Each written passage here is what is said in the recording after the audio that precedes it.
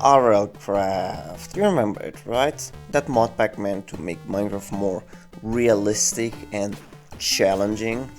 Well, it turns out that there have been some updates since the initial launch, so I wanted to play it again to see what's new and achieve a set of goals while trying to survive. Those goals being finding a village, finishing half the skill tree, which is new, crafting slime armor, beating at least 3 bosses in the overworld, entering the nether, beating at least 1 boss in the nether, kill at least 1 dragon, and craft a water canteen. How hard can it be? Okay, so I've had a very bad start with this. I've been stung to death, I fell into traps, got infested with parasites, sniped by skeletons, and mauled to death by furries. So I decided to make a new world, and after more unnecessary off-screen deaths, I had finally found a village and decided to settle down in it. Which wasn't a good idea, but you'll see later why. On my first stay in the village, I decided to start looting all of the houses and found some bandages, a waystone, and discovered that the modpack has bounties. So I got distracted and tried to do one of them, only to get distracted once again and continue looting houses and exploring the area until I saw this. Oh. Okay. Yeah, that dragon was dangerously close to the village, which on one hand worried me, but on the other hand, I had a dragon right next to my door, so at least I didn't have to search for it later on.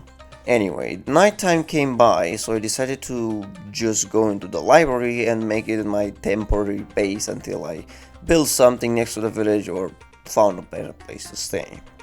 Unfortunately, I got really thirsty, so I went out for a sip of contaminated water and got attacked by one of those things from Heretic. I have no idea what they're in the mod pack. Regardless, I managed to get rid of it and went back to bed. Okay, another day, another pain, or whatever people say. First task of the day was making an axe to make these locked chests that were scattered everywhere, but that didn't work, so I just decided to get some coal from the smith's house for cooking. Oh, what?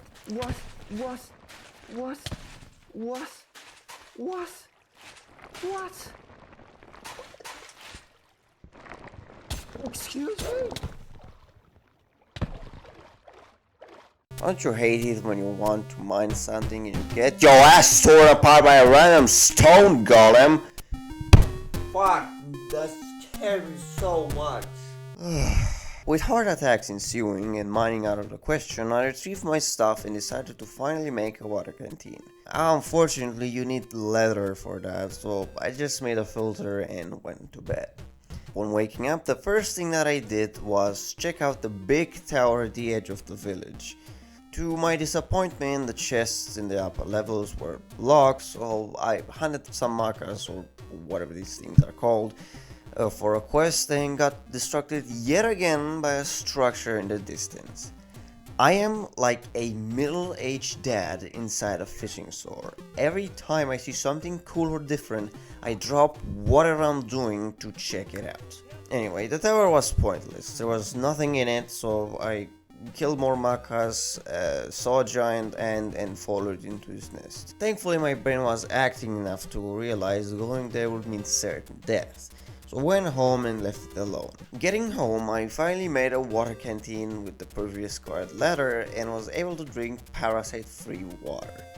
It is annoying that the filter only works for one fill, which doesn't restore that much, but it's better than tapeworms. The next day, I had the idea to cook all the weird meat from all those crackhead that I previously killed. Normally, if you eat it, you get internal bleeding, but now it gives you special effects. Now, remember when I told you that moving to this village would be a bad idea?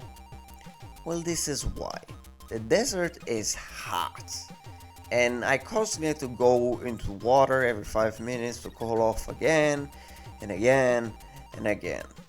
There was a solution to this, but I was far from reaching it. And now, why McGuffin is an idiot? Ah, here's the heart.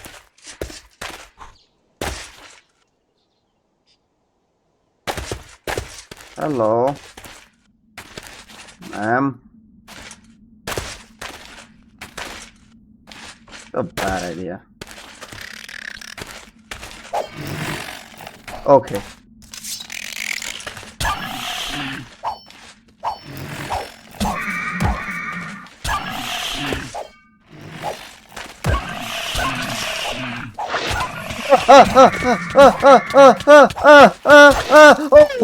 Okay. Okay. Oh, that's bad. Oh, that's bad. Oh, God. I honestly thought I honestly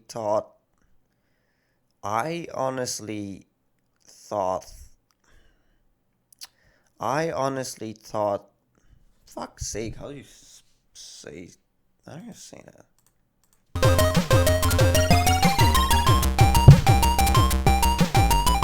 Anyway, I checked the skill tree quest tree again. I don't really know how to properly call it. It doesn't really do anything to you. You just get funny hats for completing tasks, sort of like achievements, but it's a fine side activity and makes you feel like you're actually doing something, you lazy fuck. After more casual slaughter and an encounter with a gargoyle from Hexen, why is that there?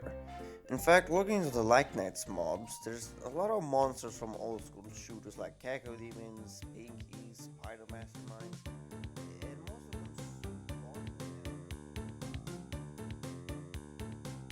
them. Fuck, I got a script to follow, right?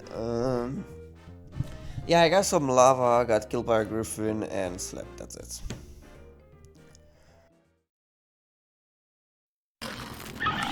Bye.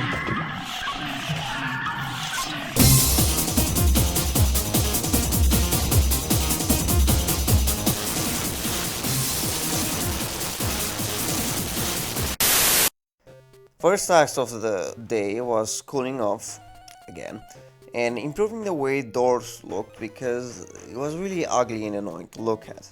Afterwards, I cooled off some more and walked around, looked at my map, died. Yeah, not a lot happened that day, honestly. The next day, I hunted some of these things and I decided to explore to find some slimes. I found none, but I found another village and got my ass kicked by some sand spider.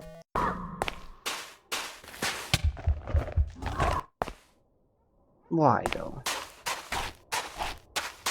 After dealing with that, the heat started giving me hyperthermia, so I went into the mountains to cool off. Made some planks. Where I make planks? What? The next day, I made a backpack to finally not lose everything upon death and better manage my inventory. I also made a shield, which, come to think of it, I feel like those ideas should have come way sooner in the series, but better later than never, right? Now, with better gear and a shield, I felt confident enough to take on the loot tower next to the village. And this proved to be the worst decision I have ever made throughout this entire playthrough. Things started off pretty alright. I killed some zombies, tried to get the loot but failed because, again, the chests were locked. The level got worse and worse as I went up, so I had the big brain idea to just build myself along the tower and found a little surprise at the top.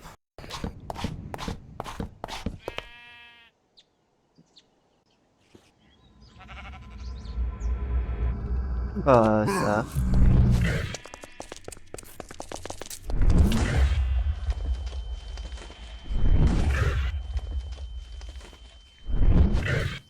It turns out every tower has a stone guardian at the top, and they're really tough. I respawned and noticed that the guardian kept shooting fireballs toward the village. Not thinking much of it, I just went ahead and tried to get my stuff back. This time I used wool to climb back up the tower just like before and slowly sneaked around to grab my stuff. Unfortunately, the Guardian got me once again and I had to respawn. And then it hit me. Remember the Guardian shot those fireballs at the village? Turns out he was destroying the houses and the beds inside them, which meant that my spawn has been destroyed and I turned back to random world respawns. That's where the first part of the Railcraft journey really ended. So see you in the next time.